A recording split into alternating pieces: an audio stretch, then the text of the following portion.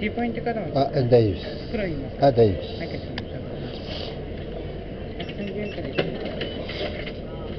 家の会社。あ、レシート。はい、どうぞ。あ、どうも。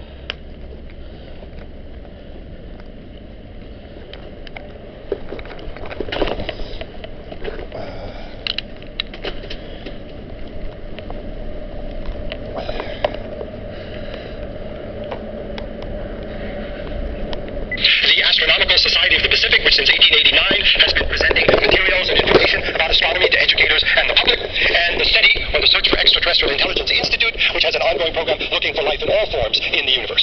Tonight's speaker is Dr. Michael Bush, who works at the SETI Institute. Dr. Bush is a planetary astronomer based at the SETI Institute, as I said. His research focuses on characterizing near-Earth asteroids. The asteroids that come perhaps uncomfortably close to our planet, and he characterizes their shapes, the way they spin, how they move, using both radar and radio techniques. Dr. Bush obtained his PhD in planetary science at Caltech. He worked as a postdoctoral fellow at the University of California in Los Angeles and at the National Radio Astronomy Observatory before starting as a research scientist at the SETI Institute in 2013. Asteroids are his specialty, and we wanted him to tell you all about the science, the exploration, and the danger that asteroids represent. He calls his talk Rubble Piles in the Sky. Ladies and gentlemen, please welcome Dr. Michael Bush. All right, thank you, everyone. Thank you for watching this on YouTube. So, we're going to be talking about near-Earth objects, specifically near-Earth asteroids. And we're going to give context to what they are, where they are in the solar system. So we're going to start with some of a larger scale. This is a plot of the solar system out to the orbit of Jupiter. As I'll list these slides together. You can get the most clear version of this from the International Astronomical Union's Minor Planet Center. They make a new version every day. So we are here on Earth, which is just off to the left of the sun. I realize people watching this online want to laser pointers. We have the orbits of Mercury, Venus, and Mars to go out. Out here is Jupiter. Jupiter itself is down the lower left right now. And then everything else is a different small body orbiting the sun. There's a lot of stuff out there. We have the main asteroid belt between the orbits of Mars and Jupiter, which is the green dots. We have the Trojan asteroids that share Jupiter's orbit 60 degrees in front of the planet and 60 degrees behind. And then we've got comets passing through. But what I'm talking about tonight are all the red dots in the figure. Those are the near-Earth asteroids. Now, near-Earth is only near on the scale of the solar system. When we say near-Earth, we're talking about objects that are orbits around the sun that come within 50 million kilometers of the Earth's orbit, about 30 million miles. At some point, that orbit of theirs around the sun. So that's a long distance by the standards of the size of the Earth. It's nearby on the scale of the solar system, where it's 150 million kilometers from the Earth to the sun, 93 million miles, give or take, depending on the time of year. And Jupiter's orbit is about 1 billion miles from one side to the other side. So that's how much space we're dealing with here. There's a million asteroids roughly in this figure, many hundreds of thousands. There's even more empty space. They were playing the Star Wars music, before the talk. This is not like Star Wars. The asteroids are not all piled on top of each other. You don't have to dodge your spacecraft around them.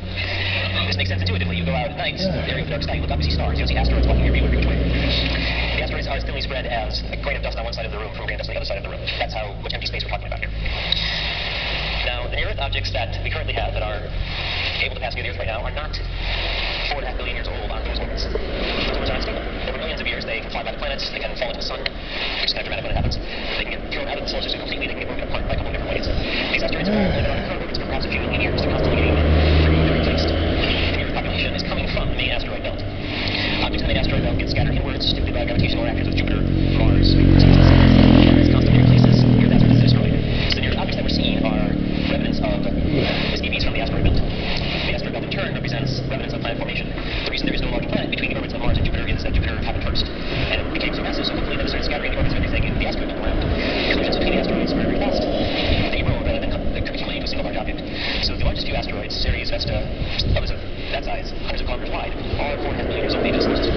Everything else is remnants of asteroid-asteroid collisions over the last 4 million years. So it helps the collisional cascade.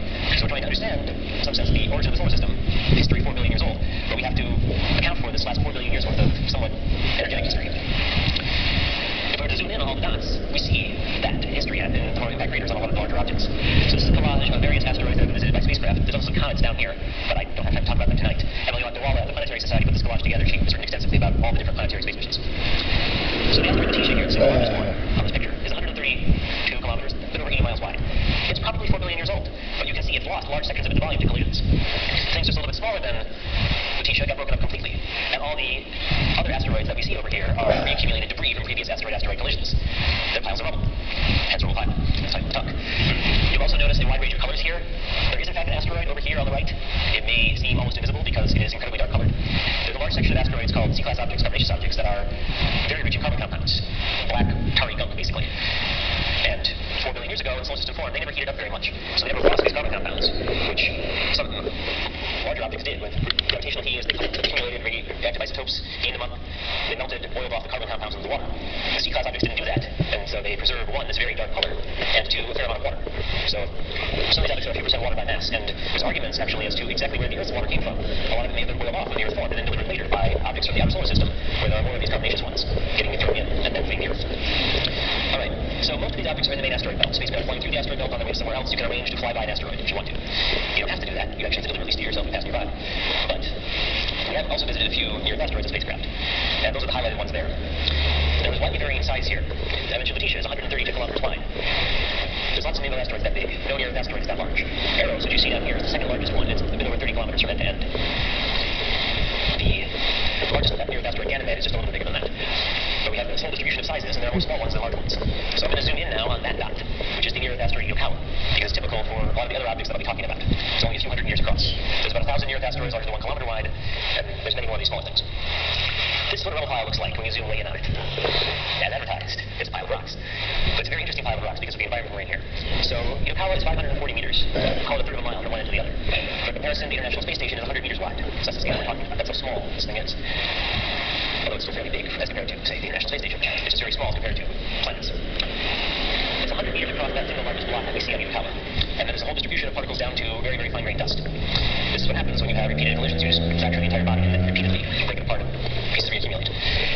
Because the gravity on something 500 meters across is so low, physics gets very weird. You cannot stand on Iokawa if you do Iokawa. Any slight twitch of your muscles, you would fling yourself in your spacesuit off the asteroid out into space. And you might not come back down again because that's how low the escape velocity is. And it's like all the other asteroids I've shown you, and all but the couple largest ones, it's very obviously not round. So we've got what look like roughly 2 of them sitting pieces sitting on each other, but they don't slow down, even though they are unconsolidated gravel and other sizes of bubble. Because there's less pressure in the middle there than there is if you stick your hand and put it on the table underneath your hand. That is how little pressure is on the inside of these objects. So it doesn't take much strength.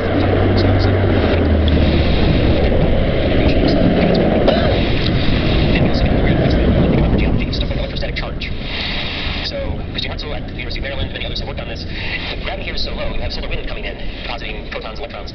You can charge up actually fairly sizable grains of material and levitate them. And they might migrate around the surface and resettle elsewhere. We also, particularly importantly for the near-Earth objects, have to worry about effects of radiation pressure. So, sunlight has, like all light, has energy. And momentum doesn't have any mass, but it's energy and momentum. So if you shine sunlight on the surface, there's a very weak pressure being exerted.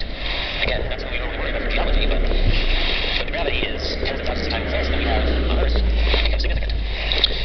This has been studied by astronomers actually for quite a long while now. About a century ago, Ivan Ostrovich-Yarkovsky first figured this out on a theoretical basis. It wasn't observed. It actually happened for decades afterwards. But it's called the Yarkovsky effect. So you have an asteroid out in space, you have the sun, it's spinning, everything's spinning in theory. Some asteroids spin more than others. You have the afternoon side of the asteroid. That is the spot where it's the hottest. So there's the most infrared light coming off the asteroid at that part. On the night side over here, it's relatively cold. Less infrared coming off the surface. Infrared heat is also, photons are also light. They carry momentum. It's not balanced. So there's more pressure being exerted this way due to there being more photons going off in the opposite direction. There's this third law. There's an equal and opposite reaction. More photons go out, the asteroid gets pushed the other way. The key point about the Yarkovsky effect is that it depends on the direction the asteroid is spinning. So we have the asteroid spinning. If it's spinning one way, it gets pushed forward in its orbit as the orbit eventually expands. If it's spinning the other way, retrograde rotation, it gets pushed backwards along its orbit, and the orbit eventually shrinks. So there's this complicated interaction between the asteroid's size, shape, and density, which determine how much the Yarkovsky acceleration is, and the direction that it's spinning, which determines the direction of that push. This was first detected in terms of actual application. Early satellite work, there was a project called ECHO that launched a large balloon that was illuminized on the outside, inflated orbit, and you could bounce radio signals off of the balloon. The balloon kept moving in ways that they had not expected because radiation pressure was pushing it around. And thus the Minkowski effect has been observed. Now, the balloon is very lightweight. It's very thinly spread gas inside. Romopile asteroid density is typically at least that of water, somewhere just a little bit less because they're thinly points. Very heavy. And yet, with very careful observations, particularly the radar astrometry we can get, we can measure even 1 kilometer wide asteroids getting pushed around a few kilometers over a decade or so of observations. So we're seeing romopiles the size of mountains getting chucked around just by sunlight shining on them in different ways. So that was kind of impressive. The last maybe 15 years, we realized something else, which had been suggested theoretically again long before, and this is the Yarkovsky-O'Keefe-Radzievitsky paddock effect. We will call this York. So if we have an asteroid, if it's a perfect sphere, then this is Yarkovsky's model. But asteroids aren't spheres. You saw just how regular they can be. Even if something's overall shape of spheroid, it's going to have piles of rocks all over the surface probably. So these irregularities mean that the net effect of this extra heat coming off can be offset from the asteroid's center of mass. So it can get a torque. So not only is it getting pushed, it's getting spun up or spun down. So how does this work? This is a binary asteroid called 1989 KW4. I apologize for the telephone numbers. With so many asteroids, it would be a pain to think of hundreds of thousands of names. But Steve Ostro, who was my thesis advisor one of my thesis advisors at Caltech, observed this system quite some time ago now, and realized that KW4 has a couple of interesting properties. One, it has a satellite orbiting around it, so we have a large asteroid and we have a small asteroid around it. And two, it has this big bulge around the equator. Where did that come from? Well, consider the York effect. We have a pile of rebel city in space. We keep spinning it up and up and up. Eventually, it's going to bulge out around the equator. The Earth bulges out by about 1 part in 300 because the Earth's gravity is quite large and the Earth isn't spinning that fast. But take a very small asteroid, we spin it every couple of hours, it's going to bulge out quite dramatically around the middle. Now, if it's a sphere, roughly speaking to begin with, it was a pure fluid, it would act like the Earth, it would become an ellipsoid. But these are piles of rubble. The fact that they have compressive strength and internal friction starts to matter. And you end up just bulging out material around the equator and getting an actual ridge as opposed to a smooth ellipsoidal shape. You also can get various irregularities. KW4 is pretty much round around the middle, but there are other asteroids where we see larger dents in those equatorial ridges. It's not clear if those are impact craters or if it's just we spun up this asteroid and bulged it out, and the irregular blocks on the inside happen to give it that shape. As it spins up and up and up, then reconfigures itself. We have another complication. I talked about how York depends on the asteroid's shape. The shape just changed. Oops. Now, the York quakes are different, and so this is complicated to a random process for asteroids to spin up over tens of thousands or hundreds of thousands of years, reconfigure themselves, and then may either keep spinning up or spin down again. If they keep spinning up, eventually material at the equator goes into orbit. So the asteroid literally flies apart. This was the original suggestion for York. This is the gravitational bursting. The idea was that asteroids would spin up so fast that they would actually explode. That relied on the object having enough tensile strength that it would spin back so quickly that it broke. The pieces would probably together. If it's a pile very loosely consolidated, you can sort of shed off material and form a little bit will stay in orbit. And maybe 15% or so of asteroids a few hundred meters wide, near-Earth objects anyway, have satellites like this. So that's pretty cool, I thought. So this is all very interesting and unusual physics, but what does this have to do with the Earth?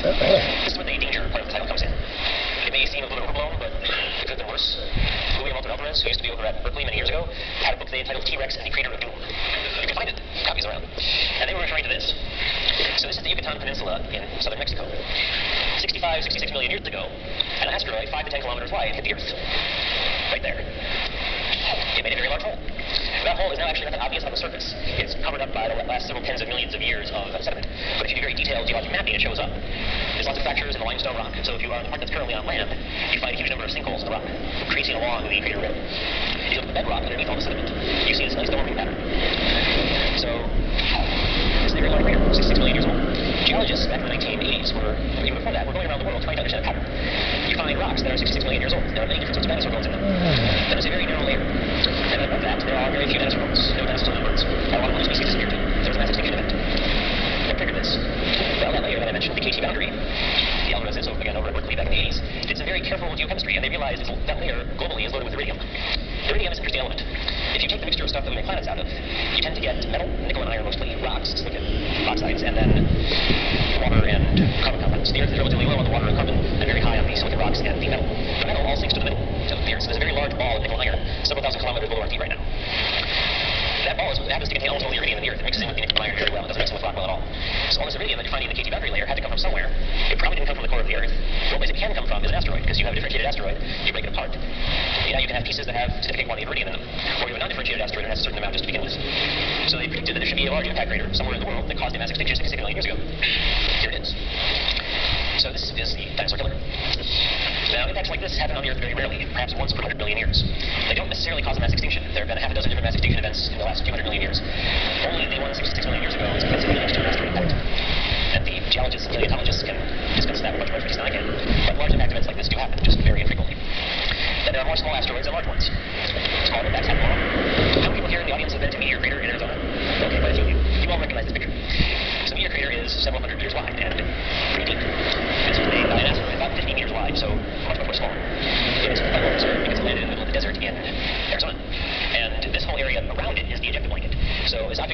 much straight vertically. It happens to have been made of nickel iron, which a couple percent of asteroids are. Busted up cores of large objects from the asteroid belt. And you can go around now with a metal detector, the psychology of that, and you can pick up bits of that meteor. So like this happens on the Earth every few thousand years. This one is about 50,000 years old. I forget the exact age, but it's quite well preserved. Most of the time they happen in the ocean, and then even if they actually reach the bottom of the water, they get covered over by sediment fairly quickly. There's a bunch of other impact events of craters of different sizes scattered around the Earth. Many of you may have seen this still from video. If not, you can go onto YouTube. Those of you who are watching on YouTube will consider you're watching me. You will see all sorts of videos of a place called Chelyabinsk in Russia, a city of 1 million people, roughly. Just over 5 years ago, this happened, just around local sunrise. So the asteroid in this case was about 15 to 20 meters across, much smaller than even the meteor crater in Arizona impactor. This one came in at a very shallow angle, and so rather than actually coming to the ground intact, it was stopped pretty high up in the sky. Now the asteroid has fallen through the Earth's gravitational field at this point, so it's picked up quite a lot of velocity in addition to the many kilometers per second it already had relative to the Earth's orbit around the sun. All that kinetic energy has to go somewhere. It gets converted in this case to heat and light and sound. The fireball very briefly outshone the sun. There were a couple of cases of meteor sunburn, which is not UV burn. This is just the sunlight, that's only the meteor fireball light getting focused a little bit. People were standing in awkward locations and actually get significant skin damage from that.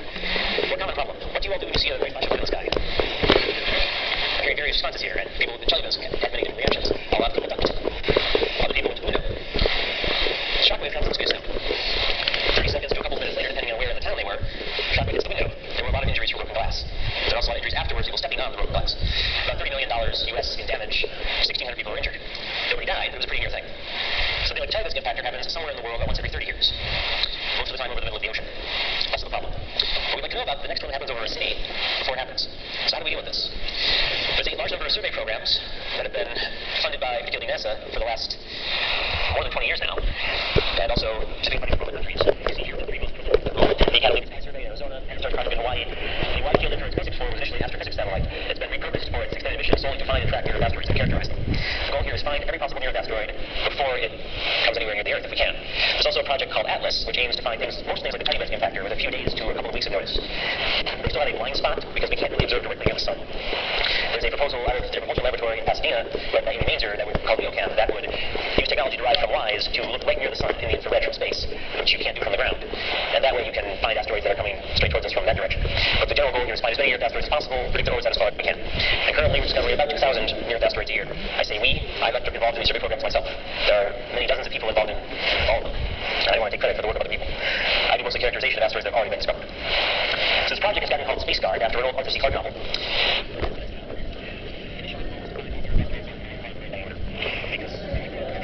We have a very serious problem. Fortunately, we are now tracking all of those objects. We know that we found almost all of them because the way we discovered them went up very steeply in the 1990s as CCD cameras got better and telescope surveys started operations, and it's now dropped way steeply down almost to nothing. So we're finding and tracking almost everything more than 1 kilometer across in the near-Earth population. About a few kilometers in diameter, we're tracking everything because spacecraft that are orbiting the sun can see large asteroids even on the direct opposite side of the sun from the Earth. They can't see those 1 kilometer size ones. There may be a couple that are just on the far side of the sun most of the time. We'll wait for them to move around. But we can say there won't be any impacts by anything bigger than 1 kilometer across onto the Earth in the next few hundred years. There is one object that called 1950 DA that has a slight chance of hitting the Earth in the year 2880. I cannot yet rule it out. It's been annoying me for the past 10 years. Fortunately, we've got plenty of time to figure that one out. We are now extending the survey program down to find and track stuff down to everything down to about 140 meters. Maybe we can push that to 100 meters. Stuff like Chelyabinsk size, you don't get decades worth of advance notice. You may get a few days or a week, which is enough to tell everybody in the effective zone to stay away from the window. When we find the asteroids, we want to characterize them as best we can and track them as precisely as we can. This is stuff that I'm working on.